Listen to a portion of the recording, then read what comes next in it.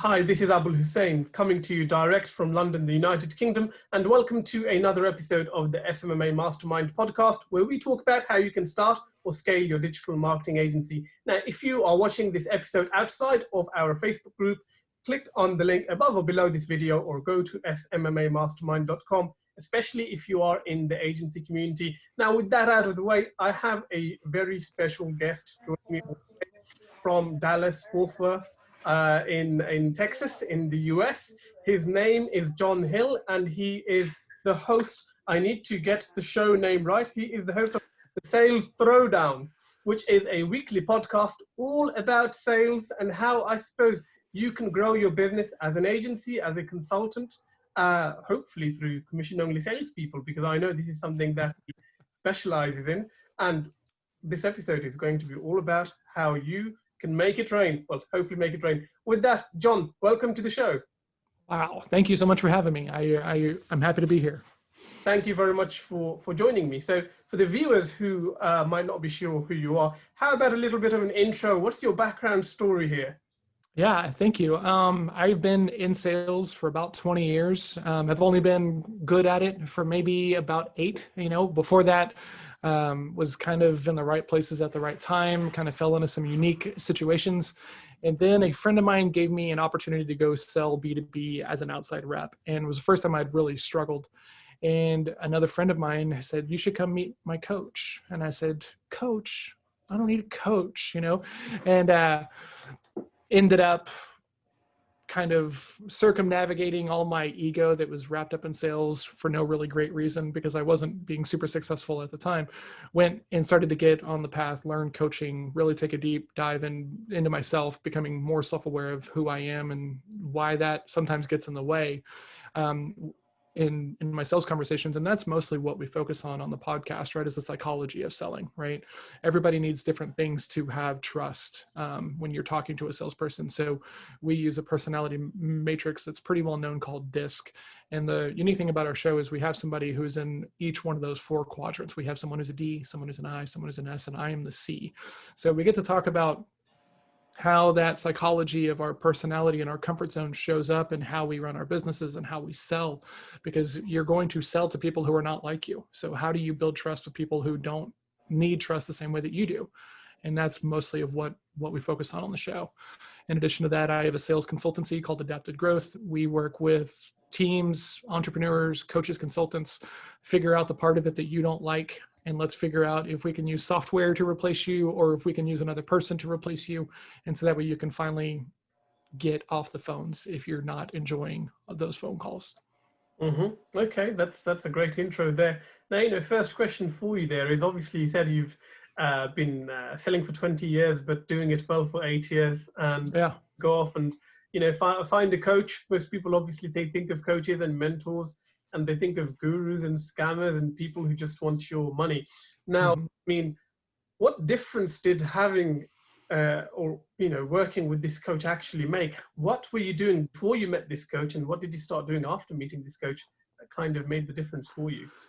The really interesting thing is, the friend who gave me the shot in the B2B realm, selling medical devices, is one of the guys on the show with me, right? And I left after that and went and worked with this other friend. He invited me to come in as a partner in a website design agency. So I got to go do that, and we had a team of developers. So I'm not a developer, and my business partner wasn't either. So it was just really the sales lab, right?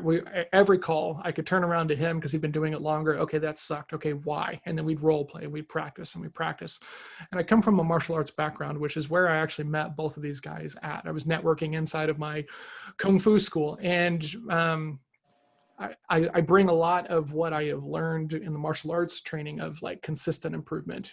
Do it 50 times and be okay doing it wrong 49, right? And then do it 50 times again, and the small improvements. And that is a lot of what I got, just more consistent practice in an area to where you could try things out, right? And really kind of blow past your comfort zone and stuff like this. Because when you're selling and your only repetitions around your conversations are with prospects, they become these precious things that are, we get all up in our heads about it. What are they thinking? What do I have to do? And we start to discount, or maybe, we create these gaps in our sales process. And working with my Coach Scott and working with my business partner, Jeff, who's now a sales coach as well, I just got a lot of immediate feedback, which is always helpful in those kinds of situations.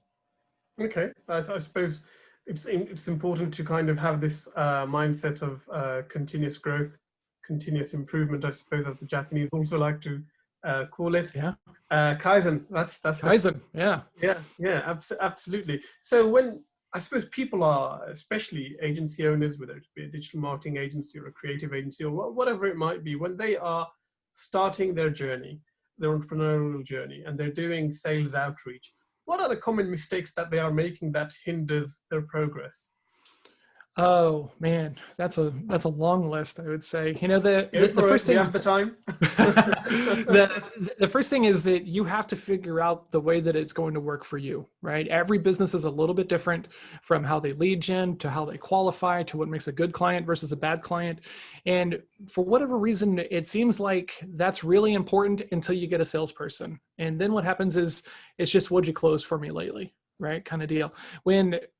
Before, when it was you, the founder, and you were having these conversations, you were really focused on good fits and making sure that you didn't take on someone who had some crazy on him, who was going to be incredibly high maintenance and burn away all your time.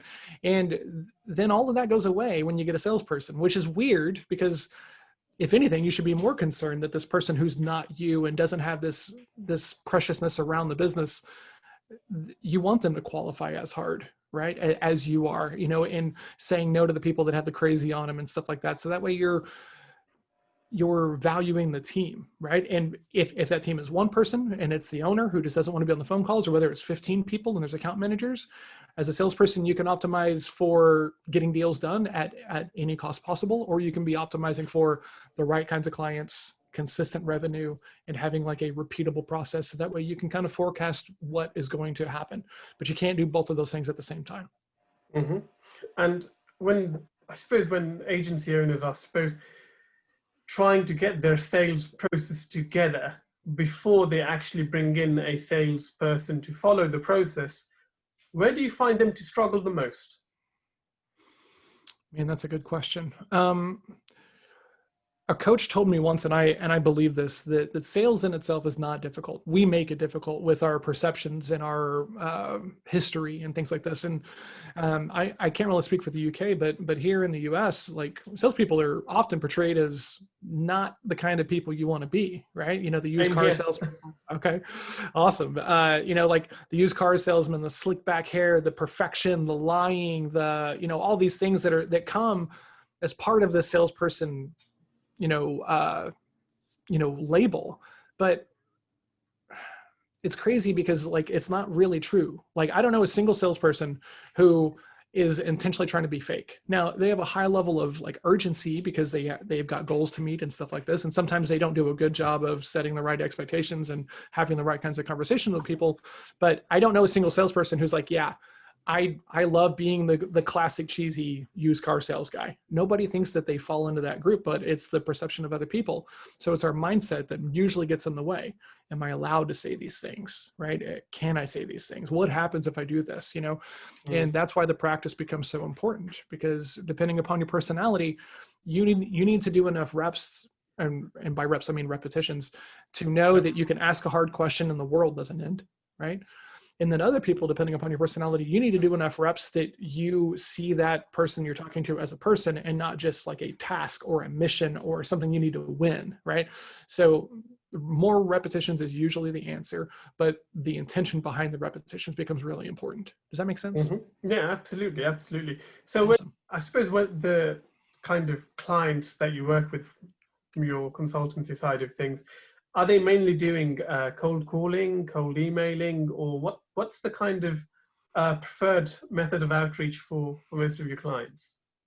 So it's kind of all over the map. We do with some people who are doing just paid social ads, right? Some people will sometimes build out a cold calling component, right? I have partners who do that, and they've got call centers. And so we can come up with a script and a process that makes sense to make sure that we're working to qualify the leads, because in this day and age, there were so many marketers who were just focused on the lowest ad cost, lowest acquisition cost, and all of these things. And like, well, I sent you lots of leads. Yeah, but they were bad leads, right? Like there's so much room to be not on the same page as a marketer and an owner about what qualified means, right? Yeah. And since most people are really just trying to like get their ad costs down, ad cost managed and everything else like this, that puts the wrong expectation, right? I'd rather have 5 leads and close 2 than 50 leads and not close any, right? So how do we go through that process? It's not always more volume, right? Sometimes it's about quantity and not quality, or I'm sorry, quality and not quantity. So. Right. No, that makes total sense. And in terms of kind of, once you've got someone to bite, what does the ideal sales process look like? You know, often you find people go, they pitch their service, you know, without kind of doing any sort of discovery. And then you have others who might do a bit too much discovery, give away a bit too much in the proposal, that then the client starts ghosting them. You know, Yeah. What's the right balance here? You know, so this is going to fluctuate a little bit. And I know that people like silver bullets and exact answers, but every business is a little bit different. And sometimes your business has got a label that goes along with it that allows people to really quickly make their mind up about you, right? I've done a lot of networking in Dallas, Fort Worth has got a lot of small business networking groups in them. And for instance, whenever someone comes in and they say, I'm a financial advisor, you can see everybody shut down, right? You can just see it because that's the label and people are making decisions based upon the label. So how you talk about what you do is as important as what you do, right? So when you show up and you're just talking about the features and the benefits of it, right? Well, we're bigger and faster and stronger and been around all of these things. You know, somebody has to see value in those things or else they're not going to connect with you at all. On the other side of that, when, you know, there are people who spend too much time, they actually have too much empathy in some of these conversations, and they're nervous about asking a question like, should we continue to work together? Should we continue chatting, or have you made a decision that this is not a right fit for you? You know, most people want to prolong a no because they're not really comfortable with a no. And the first thing you have to do as a salesperson is you have to get really okay with the fact that just because it makes sense to you does not mean that they're going to do it. And that people buy for their reasons, not yours. So the best thing we can do in discovery is figure out what those reasons are that might unlock motivation to make a change. And I feel like that's where most people don't do a good job, right? They keep it very, very high level and very surface. And so then it's just really easy for the prospect to say, maybe not right now, or maybe I'm not sure that I need this, as opposed to going deeper and really building trust and rapport and like a human connection. And I suppose in the sales schools that you'll find across the internet, across social media, you obviously have those who kind of do a lot of objection handling and they really push to get the sale. And the others who are like, well, you know, they would rather not handle any objections because they just don't feel that, you know, that person, prospect, is a good fit for them. You know, with the clients that you're working with, do you kind of one way or the other? That's a really good question. This is where I kind of separate from most of how salespeople feel. And I really think that the marketing you're doing around your target avatar and who that target market is can pay double dividends in your sales process, right? Because when you have a really great grasp on who benefits the most from the work that you do for them, then what happens is you can afford to be really skeptical whenever something doesn't match up in those things. And when we're skeptical as salespeople, what happens is that most people, if they're emotionally invested, if they're interested in what we're talking about, they will start to come out, right? They'll move towards us. Now, people don't really like the extremes of absolute yes and absolute no. So they kind of want to like hang out there in the middle, which is totally okay. But what happens is we get so excited, right? You know, I was talking about this earlier. We show up and we say, oh my God, just let me help you. Just shut up and let me help you. I've seen this 500 times. I can do it real quick. I've got the answer right here in my pocket. But to them, they don't feel like they've been heard. They feel like they've seen something similar to this before. They have no idea if you can actually perform, especially at the agency level where so much of it is like per account, right? It's not like a product where you can just call and say, cool, this is our product and this is what it does for everybody. It's, you know, how available is the owner? Like how quickly can you get approvals? You know, there's nuances, there's relationships in here. And that's why I really like marketing and advertising, because, you know, it's not just enough to sell it. Do you want to talk to this person every month and go over the reports and what you did well and what needs to, you know, what does that ongoing working relationship look like? Because if it's great, and it's awesome, but a lot of times it's not. And the reason why it's not is because we get in our own heads about it. Yeah. Okay. And sales is obviously one part of the equation. Retention is another important part, maybe an even more important part than actually getting the sale initially. How do you work with your clients to ensure that they are going to get clients who are going to stick around and not disappear after 30 days or after the initial duration of whatever the agreement is? You know, the very first thing we start to talk about is, who do you not want to work with, right? Who's going to come across this thing that is going to have something that you would just say no to and be totally okay with saying no to that kind of person, right? Because once we start stripping away the things that we don't want to do, then it's a little bit easier, in my experience, to find out who do you really want to help and why, right? Do you have experience, or is this just like a market that you really love, right? And should we be going after the market you love if the market you're really successful for is different, right? How do we split that? And it's starting there, right? What do you want to say no to, right? And what happens is a lot of salespeople just don't really feel empowered to own that no and say, hey, I'm sorry, we can't do this, right? And so then what happens is they say, well, let me think about it, or let me go take it to the boss or something like this. And they're creating these gaps in the sales process just because they don't have the clarity, because the manager is often looking at this as just like a results only kind of environment, right? Did you get a yes? Which is terrible for sales culture and everything else like this. It incentivizes all the things that everybody hates about salespeople. Whereas if it's like, hey, did you follow the process? Okay, where are we? What's our next step? Are they qualified? Do they get a presentation? Not everybody should get a presentation. We don't propose to like every attractive person we see on the street, right? We vet them, we hang out with them, we might live together for a little bit, talk about our values and everything else like this. And then, oh, let's spend the rest of our lives together. But a lot of salespeople just run around and like try to pitch anything with like a heartbeat. And it's no wonder that people have a hard time trusting you whenever you're trying to sell anything with a pulse. Mm-hmm. And in part, in terms of the actual lead generation, before you get on the phone to someone at all, whether, let's take cold email, for example. I know a lot of people who are building agencies rely on cold emails, and common complaint they have is they get no responses, or they want to find the best script. You know, I mean, what advice can you give someone who's trying to use cold email to actually set the initial meeting where they do the qualification or the discovery? You know, this is one of my favorite questions, because there's actually an inverse effect, right? That I really believe. When you're early on and you have lots of time, my recommendation is to take every possible conversation you can, right? Because in those moments, you're going to hear everything that the marketing team is wanting, right? You know, what are their pain points? What are they concerned about? Like what would keep them from taking action? Who else are they thinking about in relation to us? And all of these things. And marketing people struggle to get this kind of information from the prospects and stuff, you know, and they do giveaways and surveys and everything. And salespeople can get it in their conversations if they just frame the conversations the right way, as opposed to doing this thing of like, hey, I'm just going to keep calling you until you say yes, right? And then what happens is they're creating distance because, you know, they don't really feel like they can be honest with you. If they don't feel like they can be honest with you, they're not going to be. And that's going to make it very, very difficult to get back in front of them. But when you can put no into play and be like, we don't help everybody because some people just aren't a good fit. Can we have a conversation about what you're looking to do and then make a decision if we should keep talking or not? And I've empowered you to feel like you're an adult in this conversation with me, which most salespeople don't. And at the end of the conversation, we can leave this at a no, which means that later on, if I have another offer that makes sense for you, it's going to be easier for me to get back in front of you because we have closed the loop on this one. You're not going to hide from me and avoid me because you think I'm still trying to follow up and close you on this offer that you're obviously not interested in. I mean, not enough to take action, you know, and things like this. Right.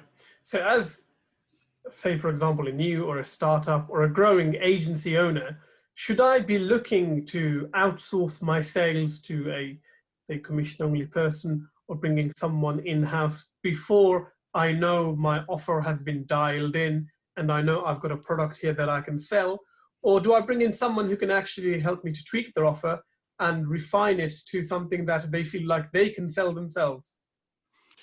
There's a bunch of different ways of skinning that cat, right? And everybody does it a little bit differently. I'm of the opinion that until you do it for yourself, it's really hard for you to coach and manage and motivate somebody else to do these things.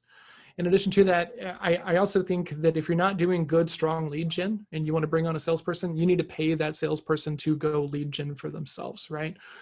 Cold calling, prospecting, development, networking, all of those things, but pay them to do that. When I am bringing on a commission-only salesperson, it's because there are leads coming in at enough volume that when we put somebody on commission-only, they're not going to be terrified, right? They're not going to be constantly looking for another offer, another funnel, or something like this to hop on, because they're getting enough volume and reps that the conversations are not precious and they can work on their game.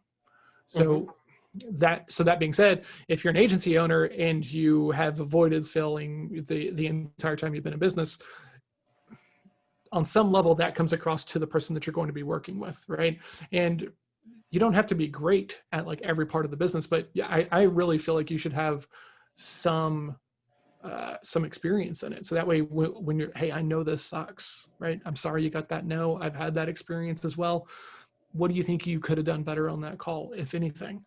Right? That's when coaching really, really comes up a level, is when there's that trust of like, hey, this person has done this as well. They can help, right? Right. I think that that's super important. The best agency owners I know have sold themselves, right? Or sold for themselves before they try to replace themselves.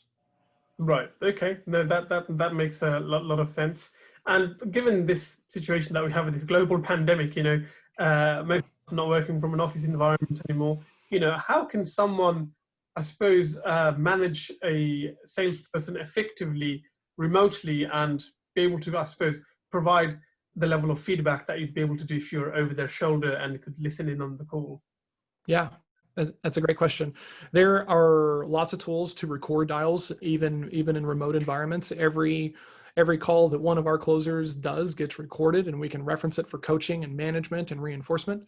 The thing about it is this is another key component of doing it for yourself. Once you do it for yourself for a little bit and you know what your numbers are, it is then a lot easier to hold someone else to an expectation of what those numbers can be, right? Because when you have done everything right in your process, you have checked all the boxes and everything else like this, and you still get a no, and you can't really figure it out, and then it's like, well, that was just how it was going to happen. There's not anything I can control. It's a little bit easier to get into that mindset when your salesperson was like, we did everything we could. I checked all the boxes. The presentation was tailored for them, and they still said no, right? It's going to happen, right? I know a lot of people who think, well, if there's value there, they'll find a way to pay for it, right? And some of these ClickFunnels guys and stuff like this talk about like value, and the value stack and all of this stuff. And that is a thing for sure, because everybody likes a deal. But do you really want to like chase and follow up someone who doesn't have the funds to pay for your solution, but they think that they can get them in 2 months? Why would you? It doesn't make any sense. There's too many other people sitting around looking at Facebook and these platforms who are interested in having a conversation and have money. So it's less about flipping a complete no to a complete yes, and much more about managing your time and cutting ties early to people who are not going to be well qualified for what you do. That's the biggest lesson. I'm glad you brought it up, because obviously people on Facebook and who are in these ClickFunnels and other groups, they are obviously told that, you need to motivate someone to find the money. if the value is there, they will find the money, whether they need to speak to their spouse or get a credit card out or something like that. Now, very quickly running out of time, these things always finish too quickly. My final question to you is, how do I actually, convince someone to come in on commission only when they could probably go and get a basic elsewhere, especially if they're good at selling? Well, the way that it works is that it's kind of just like a regular sales conversation, right? As opposed to showing up, right, and having a conversation around, any one of the features and benefits around, hey, like, don't you just want to work from home and take calls and manage your own time? You're putting a lot of assumptive value on things that you might see value in. But the thing is, nobody wants to be told what they're supposed to see value, and they want to find it for themselves, right? So asking a question around like, hey, Abul, some people I talk to are really interested in working from home, calling their own shots. And some people want a little bit more comfort with a base and like a 401k and stuff like that. Where do you see yourself? I want the base, and I want the 401k, and I want all that stuff. Okay, awesome. I don't need to offer this to you then, right? And then what happens is when you're willing to drop it, most other people want to find out more, right? It's the takeaway. It's these things that get talked about in sales circles of when we're not super attached to it and we don't come across as a salesperson. What then happens is we usually come across as a trusted advocate, and now they can trust us. And now the conversation usually drops down a level and you can really figure out what's really going on, because most people are not going to open up when you say, hey, what's going on in your business. They're not going to show up and tell you the things that would really motivate them to change. They're going to say, I want to grow. I want it to be better. I want it to be bigger. Okay, but what do you mean by that? Right? Mm-hmm. We got to dig in deeper if we want people to take action. Awesome. Awesome. Well, if you are looking for more content, more great content on selling and how to grow your business through selling, do check out the Sales Throwdown. Where's the best place for people to look you up, John? Great question. Thank you so much. The best way to get in touch with me is to shoot me a text message, 817-345-7449. So if you have questions about productivity or selling or closer roles, or, how do I build my agency to a level to where a commission-only salesperson makes sense, totally just text me and let's have a conversation. I might be able to help you. You might not be there yet, and that's totally okay as well. But yeah, that number in the US, it is a US number, is the best way to get a hold of me. And I send out tips and like daily motivation for mindset around selling daily. So if you want to be on that list, I would be happy to. Anybody in your audience or group is more than welcome to text me. I try to help as much as I can, and if not, I will at least point you hopefully in a direction that's helpful. No, that's awesome. And do you host your show somewhere online? Great question. So Sales Throwdown is on every podcast platform that we can find. It's also on YouTube. Great thing about YouTube is we typically, especially earlier on, went very long because we had a lot of content to cover. So some of the episodes are over an hour. Wow. And the cool thing about YouTube is now we can have chapters, right? And so that way you can jump to the impactful areas for yourself if you're in a hurry. So we're really trying to grow our YouTube audience. Okay, well, it's been a pleasure catching up with you, John. And, I think the key takeaway for me here is you need to have a mindset of abundance. Don't be needy with trying to sell. You don't need to force, or hard sell anything that someone is not quite ready to buy. There's plenty of prospects in the sea. There's plenty of people that you can hire on a commission-only basis that you don't need to bring someone on under false pretenses. On that note, John Hill, thank you very much for your time. Thank you so much for having me, man. I appreciate it a lot.